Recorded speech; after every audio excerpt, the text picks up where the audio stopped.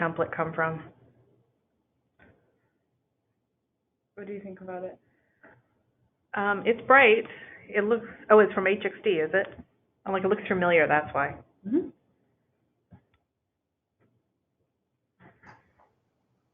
Are you sharing, or? I am sharing, but I think it disappeared.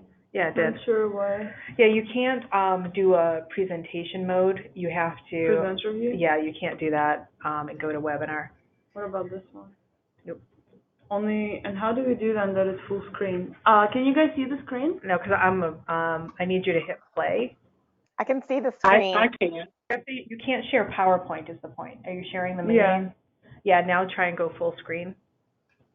Okay. This was, this is full screen. I mean, I can't, Go to the little guy at the bottom, Olga, that looks like a, go down, So see where the play it scale, the slide scale is, okay. or try that, yeah. That's what I did last time and it disappears. Did you do PowerPoint before or did you do Yeah, PDF? and I did PowerPoint and I had to share my entire desktop because if I just try it, you have to share your entire desktop. Okay. You can't share just PowerPoint. It seems to have an issue. So just be aware that everything else is closed. Okay. Olga, if you hit that, oh yeah, Yep. there it goes. Okay. Yep. Can you see it now? Yep. Yes. Layla, Eugenia? Yeah, I can Was see it it. Gina? Yes. Gina? Can you Layla, hear can me? you see her? Yes. Hello? I could. Hello. It disappeared on me. Can you hear me? I see Gina talking, but I don't hear What it. just happened? I don't know. We can hear you guys. Oh, okay, that was weird. All right. Now I just heard you. And I haven't muted you or anything, so again, this is why we rehearse. Right. But can you hear me? Yeah, I can hear you now. I can hear you, Gina. Okay. Yeah, I can hear. I don't know what happened there. All right. So I can just walk you through the slides really quickly, but as I mentioned that it doesn't have Gina's photo now because I couldn't find it. I'm sorry. But there's I'll find the one. Okay, thank you. And then I'll add a cover slide as well as like about the center. I'll add a slide about how to use the GoToWebinar because we're asking people to submit their questions. So just to explain how to use the interface. And then I can add an about BMS if you want to send me the language. I don't have to, it's up to you, but if you want to send me a little blurb, I can put on the about MadPow, about center, and about BMS on a slide. I will probably, my inclination is to say no, because we're even just to talk, we're gonna have to give like the opinions are our own statement. Okay, okay, that's fine, So, that's fine. Yes. If anybody asks us about BMS, I mean, we can definitely articulate the mission and the vision, but yeah, so. that's fine. Just thought I'd offer. Okay, Thank great. So we're going to have some slides, like Catherine mentioned, that are going to talk about the center, and then that photo. we're going to guys, if you want to have different photos, please let me know. I was using internet. Yeah. I don't like my photo either. I hate my photo, but okay. Okay, like so then we're going to say this is people who are joining today's webinar. Let me know if you have any edits to titles or photos. And then what I thought I would include is this kind of just a timeline of where clinical trials started and what are some of the interesting things that happened, which I'm still working on, and also it will be good to get your feedback if you think something absolutely needs to be included. But otherwise, I was just grabbing some of the interesting data points and things like the first experiment of meat versus vegetarian that is described in the Bible, and then penicillin, obviously, and then James Lind, exploration of scurvy trial, just to give a quick overview to people of what happened, and then going into randomization, guidance on the ethics of medical research, and then some of the, I think it's blocked by the screen, but some of the most... You don't need that. I'll be managing this, yeah, so you can get that out of the way. Some of the most recent one include first partially virtual study, first totally virtual study, just to give people a sense of how the development of the clinical trials went and what are some of the things that happened. Do you guys have any thoughts or feedback on that? Yeah, I mean, I think that approach is fine. Yes. I'm sorry, I was on mute. Okay. All right. Then after that, I like it. yep. Okay. After that, I was working on something that I thought we could do to kind of compare the clinical trials then and clinical trials now. I'm still looking for like a better numbers for it, but basically just to explain and to show the scale and the size of what clinical trials looked like, and in terms of the operations, what they were back in 1970s or even 2000, and what they are these days, in terms of how many registered research studies are out there back then and now, how many investigators are available, how many study sites are available, or how many study sites are open at any single time, like in 2019, and just to show because like partially because we're talking about technology and transformation, part of it is that the scale keeps growing. So I was thinking that that might be. So is this really April 2017 then? Yeah. Okay. Yeah. So I'm looking for 2019, Okay. but so that everything is consistent. But basically, the idea was here for these two slides to show the explosive growth Yeah. in scale of clinical trials. Okay.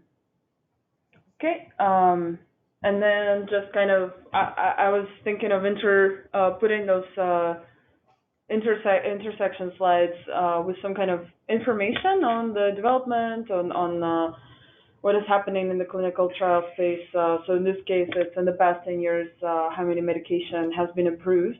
And then I wasn't sure exactly where the best place for this is, but I was thinking of including the current challenges. There is a question. There is a question about current challenges that we'll be asking you on Wednesday. So maybe that makes sense to include after we ask you the current challenges, to just show you and then reflect on this, if you think that's a good idea. So basically, I'm just showing you what are the slides for now, but maybe there is a better order. Yeah, maybe there is a better order to kind of organize them. Like a piece of information, then question to you guys, a piece of information, then question, versus just doing 6 or 7 slides in the beginning and then doing the conversation. So one of the interesting ones I think would be because we talked a lot in our projects and in general in the clinical trial space about patient experience, and I really like this definition from the Institute of Medicine workshop that was basically citing a few research and publications talking about what does patient experience in medical product development incorporate, and that it doesn't only incorporate the journey through the course of the disease and treatment, but it also includes patient views and feelings and needs and preferences and interactions and a lot of different things that sometimes are just kind of left outside. Sorry? No, I was agreeing with you. Yes, not even considered. Yes. Oh, great. Yeah, so that was one other, and then kind of, because the theme of the webinar is transformation, so I changed our call to action from our final presentation deck to say transformational change is needed in the way the clinical trials are currently run. And then there's a bunch of questions that we wanted to get your feedback on, and I mean, we can also obviously participate, so depending on how the flow will go, but one was kind of, because we were talking about the future of clinical trials, we can certainly change the date to whatever you think is relevant, but we can say something like clinical trials in 2050. What do the clinical trials look like? Do we call them clinical trials? So this could be super high level, very creative, conceptual of, what do you think is going to happen? It's going to be 30 years from now. Because I know that we talked about how clinical trials can better be integrated with the healthcare system, how clinical trials can be part of the healthcare system better, how that transformation can change. So it's just personal perspective. What do you think is going to happen with the clinical trials? We kind of here maybe it makes sense to include this thing right after the timeline, this question, because we're going to talk about the time, how they evolved from year 1000 or 500 before Christ, and then how they kept evolving from that time on. So maybe that would make sense to include right after. What do you think they would look like? I think so. Yeah, No, I I think think it so. would I be think that would be a interesting good play. because, I mean, trials haven't really changed that much, right? So even if we talk about 2050, like the rate of change that clinical trials have experienced is still pretty slow when you think about like the execution of trials, right? Not the science, not the but to your timeline slide, right? There still was just only recently a handful of like remote or virtual trials, and they're in pretty specific disease areas. So, right, this isn't kind of a huge, those two data points aren't like indicative of a current state huge shift, right? So, I mean, that's just my opinion. What are the two examples? I'm just curious. The ones that you guys had, I think it was like a Lilly and Pfizer example that Yeah. had, you know, I mean, there's only a, comparatively speaking, and I don't have the number by any means, and maybe Olga, if you find it, I would love to have it at some point too. Yeah. Like the volume of even distributed or virtual trials is still, I would imagine, a pretty small percentage.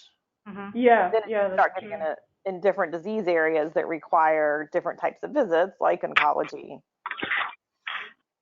You know, it's. Yeah, I can look up that number too. I think that'll be interesting to add on. If it's even out there, like I'm making a leap a little bit right now as we're discussing. Yeah. No, but I agree. When we were doing the research, it's definitely not. There's not many of those done. So yeah, maybe that's the thing. Maybe they would not change. Maybe like conceptually or framework wise, clinical trials would stay the same. But I also know that from a few recent conferences and the things we followed on Twitter, how people I forgot English. People keep pushing. People keep pushing towards a different version of randomized control trials, saying that once before in 1940 or whenever that was, I was out on the timeline, but we didn't have randomized control trials. All we had was it was double blind, but it was maybe quasi-experimental or something like this. And then now, there are different modes of delivering the randomized control trials. There is the one with patient equals 1, and FDA saying that they want to keep receiving the real-world evidence and they want to get the real data on how the drugs work. Like, is the design of the trials, like, do we think that the design of the trials could be something different? Could it be, like, each individual patient gets their own trial? That's what I'm like. Don't get me wrong. I think we all have some ideas, like for me, but they might not be huge leaps. I guess that's where I was going, right? As the evolution, like for me, it's more around like, do we have access to meaningful data to make informed decisions? So we're having like, we talk about patient matching a lot, but not everybody has access to that information. So maybe bringing some commonality around data access, and then I think Gina and I both feel pretty passionate about like this concept of where a trial takes place.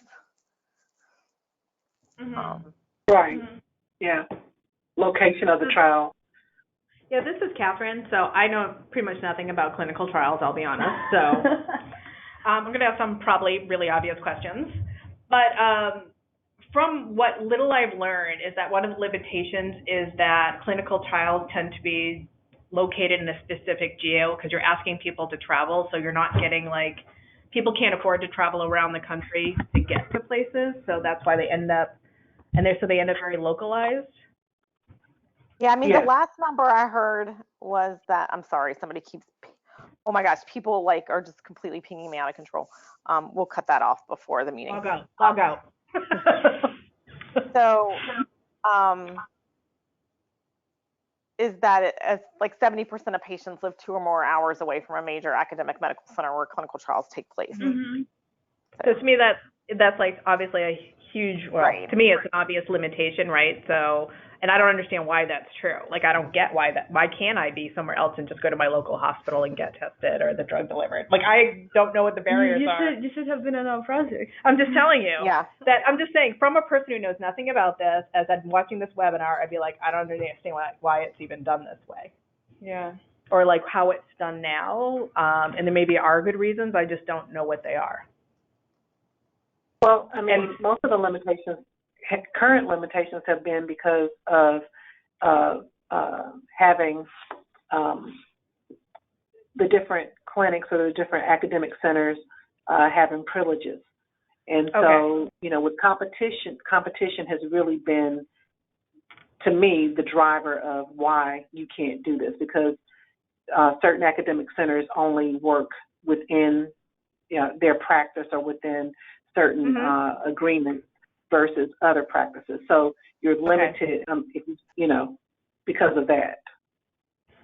Yeah, and also, yeah, I agree, Gina. Also, another thing that I was just seeing today when I was looking for some numbers, which was shocking, but the number of investigators, so the number of investigators is kind of weird. It's, you know, to participate in the clinical trial, the clinical investigators, they would be, let's say, 25,000 investigators who would register for a new drug approval, and only, you know, only 15% of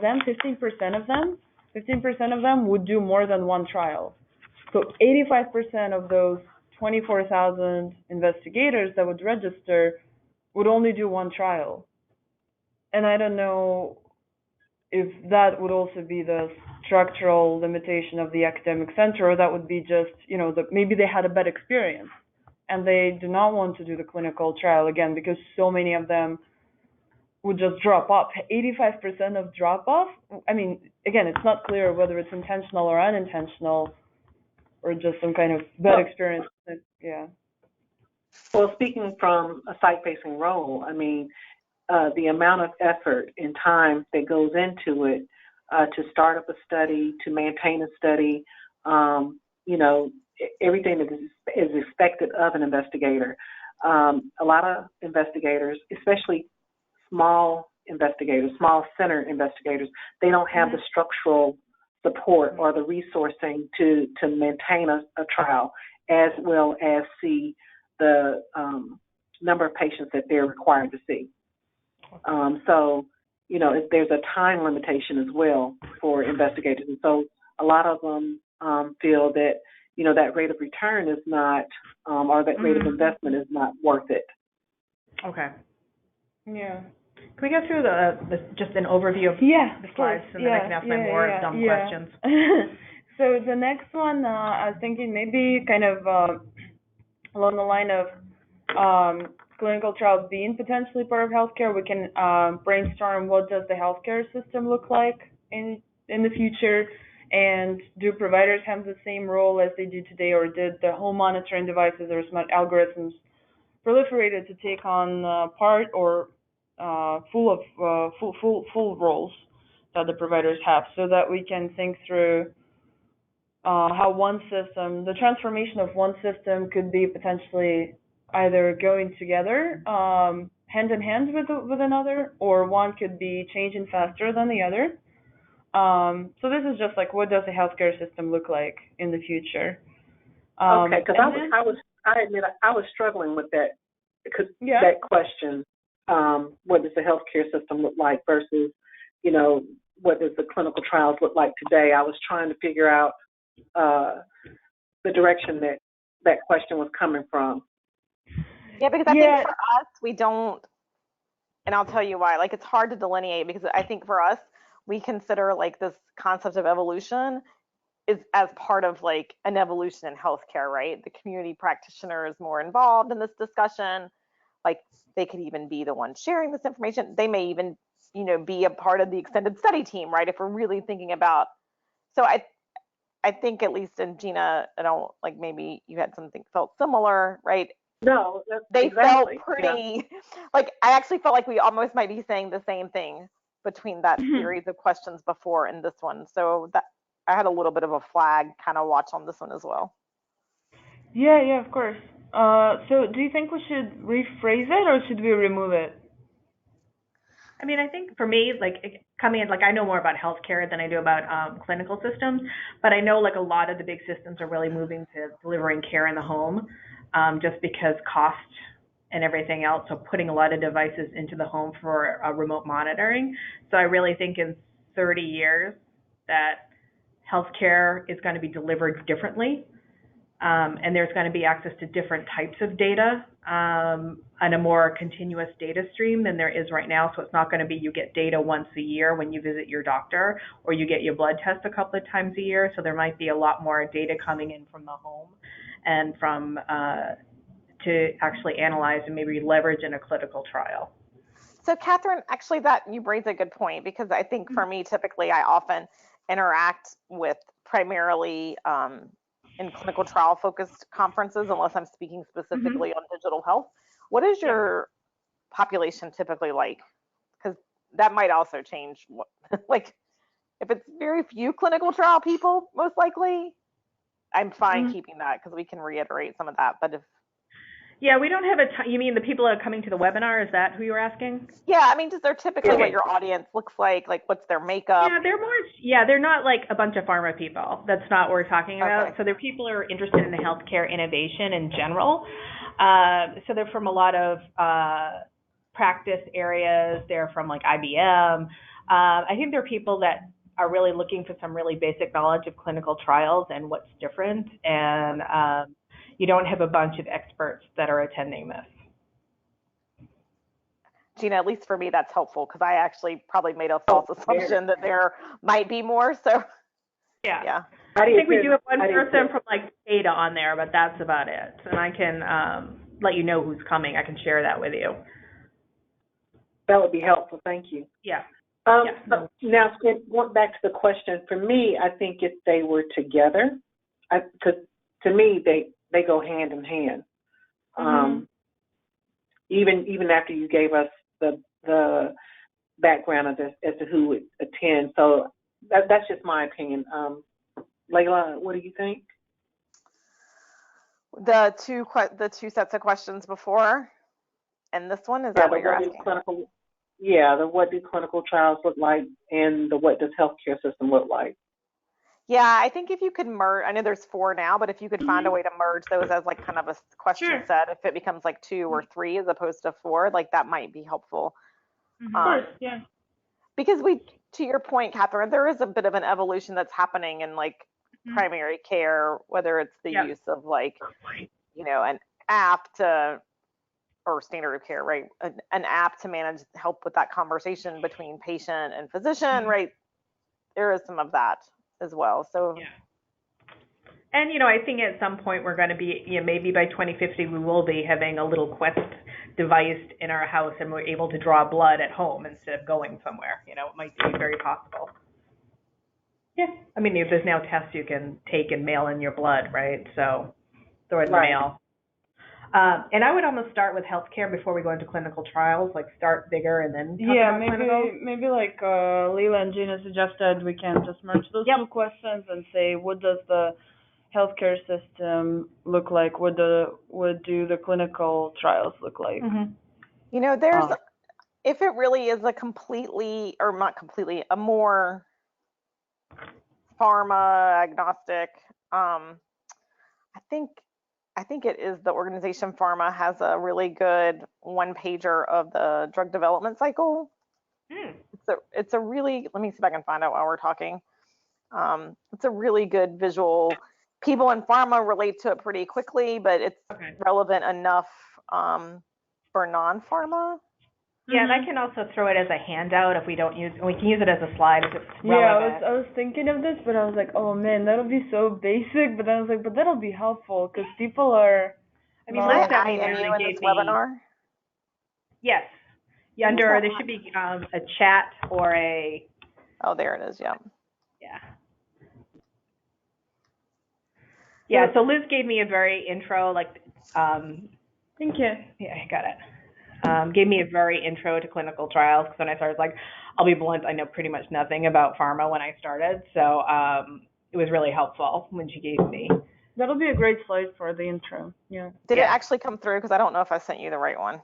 I got a whole kit and caboodle of them. There's like Sorry, here's the one from pharma. That's the one I wanted you to. Okay. Because that's a much better. Yeah, that's the one we got. Yeah. Okay, yeah. Okay. And you don't have to spend a lot of time on it, but if it really is kind of a broad audience, it's pretty good for people to rally around. Like I said, if we start off with like this and then talk about the limitations, like the fact that, because you already got it really great on that slide of talking about each person's point of view, like the patient, the caregiver, but even kind of understanding like what, we touched on a little bit about the why people don't want to do it, why we're so limited, like what is it, 85%, I don't know the number, X amount of people live within 2 hours of an academic medical center. 70%, So. And I'm sure there was something, I'll see if I can find it, because the Biden initiative announced a new kind of consortium that they're forming, and they called it like to, tackle the 5%, right? 5% of patients participate. I'm sure there's probably some numbers in there that might be helpful. Okay, that'll be great. Thank you. So this question, I guess we can, let me know what you think, but the idea was to initially talk about the clinical trials, how they would be different in the future, then talk about the healthcare system, or like Catherine suggested, maybe reverse. First, how's the healthcare system changing? Where is it going? How are the clinical trials changing? Where are they going? But then thinking about matching these two scenarios, what should we do today to make sure that the clinical trials stay relevant in the future and fit into the constantly evolving healthcare system? How can they, clinical trials will always be relevant just in general, but how can they be still fitting into the scenario of this constantly evolving system where there's more and more technology, when there's more and more data collected, when the doctors have less and less time to speak to the patient, where there's multiple different algorithms that are created, like chatbots and workflow, like provider workflow decision support systems to help take on the load from the providers. But indeed, that creates a lot of complexity already, and the clinical trials are complex on its own, and also the quality of the data that the clinical trials kind of need to have, and the quality data that we can collect, plus all the inclusion and exclusion criteria of obviously people going through multiple different cycles of treatment already and then be or not be eligible for some trials. So do we talk about precision medicine in here at all? In this slide or in general? Just in general in this deck? I think that's part of the healthcare system. So healthcare system is, like you said, and Gina and Layla, please feel free to chime in. But the way that I was thinking about it was that healthcare system is going towards more personalized direction of more personalized treatment and medication development, and more home monitoring. So more home devices, more personal devices, more accurate data tracking, real world evidence. So it's like real world evidence plus personalized treatments. And I think we just have to be careful with this concept of precision medicine, because at least for me, it still always goes back to access. So when you talk about this understanding of your data and matching to trials, that means you have to even know that that's an option. And for a lot of people, they're not even aware. And then how do you assess the quality of the match? Who's talking to you about that match? Is it an advocacy organization? Is it your physician? Right? So there's a lot of ambiguity, at least in my opinion, from a clinical trial standpoint, around this concept of access to information, access to the physical location. No, it's 100%. And my question is, so say in 2050 we have one big database, one big medical record, right? Imagine that in 30 years that could possibly happen. Dare to dream, right? So then technically you could throw an algorithm in and say, okay, we need people that have X markers that need to be in this clinical trial, and they would pop up and your doctor would know, oh, Joe should be part of this, blah, blah, blah. Do it all remotely. He doesn't have to travel anywhere. blah, blah, blah. Okay, that's maybe way beyond 2050, but yeah. Yeah, I mean, because there are technology companies that are using medical records to find patients They and are, yep. to match them with the Yeah. appropriate protocols. Yeah, and even things like a But- CDSS that would pop up when you go to your doctor, and it would say, hey, here is a clinical trial that may be relevant to your patient. So I guess we cannot talk about this without talking about regulation. Why this is not happening currently. Yeah. But I'm not trying to make I this mean, more it difficult. does happen. It does happen in some situations, right? Some some organizations partner with what I would call like patient matching, and they do a version of that, right? It's either like scanning. I'm going to say scanning for lack of better words, an EMR, but then you're talking about, is this just codes or is it notes, right? There's a lot of, so it's not unreasonable to, I mean, patient matching and precision medicine will definitely be a part of the future for sure, but to what degree and how that's going to look. In theory, it sounds so easy, right? Even to the point where, if a physician prescribes a certain drug, it should pop, in my mind, it should pop up saying, this patient may be eligible for a trial, and then, because currently now you can, partner with certain companies to, do a hot search at CVS or Walgreens or that type of, through prescription drugs. Well, okay. Yeah, but it's not wide implemented, right? It's just those local. Yeah. No. Not now, but in 2050, I would think, I would hope. Yeah. Yeah. What do you think, it's not a question on the slide, it's just my personal question. What do you think would be the approach, let's say we have this registry and medical records, and it says this patient is eligible for, let's say everyone is studying Alzheimer's in 2030. Delayed because we should have a solution by then, but everyone is studying Alzheimer's, and there is 3 companies or 4 companies like BMS, Pfizer, Novartis, and Lilly, and everyone is working on this new Alzheimer's molecule. How would the registry prioritize which sponsors studies should the patient go to, or should the sponsors be collaborating on kind of doing it globally, or should what's the ideal path? Because then it's 4 studies that are open to study more or less the same questions, research questions, and patients can have 4 different studies or participate in 4 different studies. I mean, Olga, you have that now, so to speak, and what usually happens at the investigator site, it breaks it down to the protocol level. So, one protocol may be looking at a certain marker gene. Another protocol may have, all these different biopsies that you have to do, which is a turnoff for a patient. So it may come down to what the actual protocol is either looking for as far as the inclusion-exclusion criteria, and or the amount of procedures or techniques that is required, or even visits for that matter. Right. So ideally, the patient would be the one who's going to self-select, or is it ideal that the doctor helps the patient to say which one is the best for them? Ideally, it's the doctor, because, for instance, I mean, just using a real example, I mean, there's a study that, is looking at a Merck drug versus a BMS drug.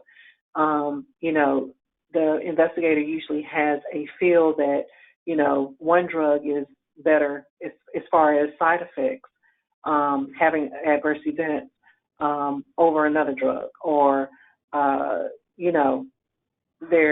it's like taking a placebo type tablet, meaning you don't have very many side effects. And so they may prefer that versus, one where, they have to watch out for, the number of diarrhea events, or, the patient could end up in the ER. You know what I'm saying? Yeah. So it's a provider looking out for the patient's benefit and making the decision based on what's best for the patient. Right.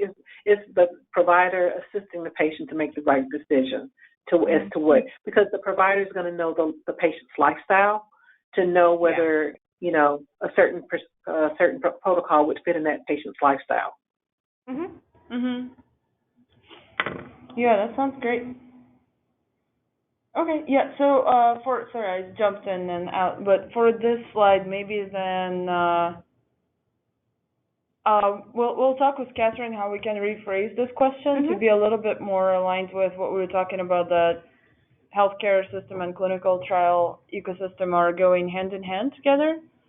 So and I still like your point about access, so I want to have a slide on that about just two other ones that I want to quickly go over. One, maybe we can bring in the challenges slide either before or after, but one, it will be great to get your opinion and feedback on what are the biggest challenges that we need to address in either of those two systems. We can stop calling them two systems if you think they're one. We can just call one system. What challenges do we need to address to improve the clinical trials today and in the future? So the way that I originally kind of framed this question was thinking about the transition design. And transition design lens is basically, what is helpful about it, it doesn't tell you fix the problem right away. In general, design rarely tells you fix the problem right away. There's always another iteration. There's always another version that's going to be better. There's always some room for improvement. But in transition design specifically, this idea of we know that the future is going to be different from what the current situation is like. So how can we create the solution that basically we know are going to be obsolete in 2 years or in 3 years, but it's helping us to kind of bridge the gap now and get us to the next stage from which we're going to build a new solution that we also know is going to be replaced. Basically, you're creating transition solutions to this next ideal state. And so from this perspective, basically the question is, what are the biggest challenges that we need to address in either healthcare or clinical trial system to improve the clinical trials today and in the future? So not just thinking about today, but also thinking about what we talked about in where we think it's going in the future. So for me, Olga, and it might just be because I'm not an experienced designer, the sequencing is hard for me to talk about the future because I will inherently my future recommendations address challenges, right? So some of those early questions about trials of the future and healthcare of the future, by nature are capturing where I see there's some really big challenges. So to come back, I'm just worried, and maybe I trust you guys because you guys do this, right? But for me, I'm worried I'm going to sound redundant. How about, would it make more sense to talk about what are the first things we need to address? You already will have talked about the challenges, but now if you talk about what are the lowest hanging fruit we could deal with. There is a question like this, the next one. Okay. Maybe it's what would you do if you could just tackle one very specific piece of the problem in any part of the clinical trial system? What would you do, and why do you think it's important? Yeah, I mean, that one's fine, right? It's just, it's more this I need some help with the sequencing. Yeah, no, I hear you. So, yeah. No, I mean, yeah, go ahead. No, the crystal ball scenario, that was fine because that was probably going to address what I thought was the biggest challenge. But I think those and not that they're not value. I think I just need help walking through kind of those various iterations of change, in a discussion like this. I mean, when I originally looked at the question, Olga, I looked at it from two different points. One would be from the data side, meaning the security of a person's medical record or their medical information, I should say, that should be available to be shared with pharma, to be included in a trial, so to speak. And then I also looked at it from a patient standpoint of, I think one of the biggest challenges is that we don't include community care providers. They're not as knowledgeable about them. They don't have the support system or the resourcing to be included in big clinical trials, and so they're left out. And they actually have the patients that we're looking for. So when I looked at that, those are the two different areas that I saw when I looked at that question or thought about that question. Yeah. Yeah, I think that sounds actually great. Maybe the question was just phrased a little bit, comprehensive, but it's not, Layla, it's not so much about like telling exactly what the sequence is going to be. Like first you need to do this thing and then this domino effect will fall and move this next thing. I think it's more about what Catherine mentioned, that what Gina said. It's what are the first things that we need to address there, that you see them as challenges, and you think we need to address them to improve the clinical trials. Okay. But but then basically the difference is in these two cases, challenges in general, these two questions, challenges in general could be, for example, like involvement of community providers in the research, or education around what clinical trials are, or the number of the churn rate in the investigator community, or the structural barriers, versus when we look at this next question, like what's one very specific piece of the problem that you think we need to address? And I would say something like regulation. We need to make the regulation more supportive of the innovation, more supportive of the things that, if you prove that this is beneficial for the patient, it should be possible to make it happen. Like the drug delivery at home. Like it shouldn't be imposed by different states, that the rules are, because otherwise you can create the ideal model and you create the best possible scenario, but then the regulation would make it so hard for you to actually get it implemented that it's never going to happen. Sounds good. That's helpful. So, but definitely feel free to provide feedback on the questions, because those were just some of the questions that Catherine and I were thinking would make sense because of the theme of the webinar and of this kind of conceptual brainstorming of where is it going and what could be helpful. But if you think that it will be good to add something like this graph that you shared, that will definitely include maybe some other questions that you want to answer, we can certainly include them. And don't forget, we're going to be asking people for their questions. Yeah. So don't really know what's going to happen with that. And I'll read those aloud as they come through. So I think the only thing selfishly I would ask is if you see something come across, and I mean, this would just be helpful for Gina and I, that is very specific to to BMS, we will not, at least, I mean, like. Okay. They don't see them.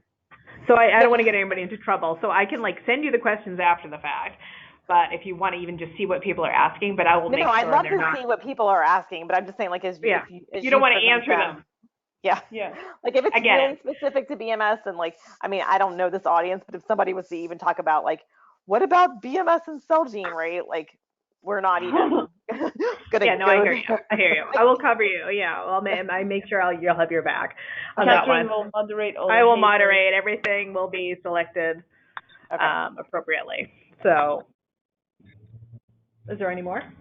No, there's just this quote that I think will be good to end with, but if you have any other good citation or quotes, they'll be good to end with. But this one is basically kind of channeling all the things that patient advocacy people told us that we interviewed for the project, but not coming from it, coming from paper. That Yep. patients should be meaningfully involved throughout the medical product development process, not only as study subject, but as partners, and what meaningful and important impact that could have on the whole process. No, that's a good one. Yeah, Okay. Yeah. I that was like it. Great. Okay. So, when do you think we'll be able to, like, because I can help you, I probably want to put on a different template, but finalize this and get it over to them for Yeah. final So, look through? would it be okay if we finalize it sometime afternoon tomorrow and share it with you then? That's fine with Yeah. me. Yeah, it should work. Okay. Okay. And I'll get you a picture this afternoon. In a little bit, I got to meet with an investigator in a few minutes. But as soon as I get back, I'll send you over a picture, okay? That would be great. Thank you so Awesome. much. Sounds good. All Thanks, right. guys. Sounds And good. I'll send you one that's the same picture, but probably just better quality. Olga, I think I have that. Okay. Oh, that would be great. I Thank just you. use it Sorry for everything. It's my standard like work picture. So. Okay, that would be great. Thank you, Layla. Perfect. All right. Thank you so Thanks, much. guys. Talk to you tomorrow. Okay, Bye. bye. Bye. Thank you both. Bye-bye.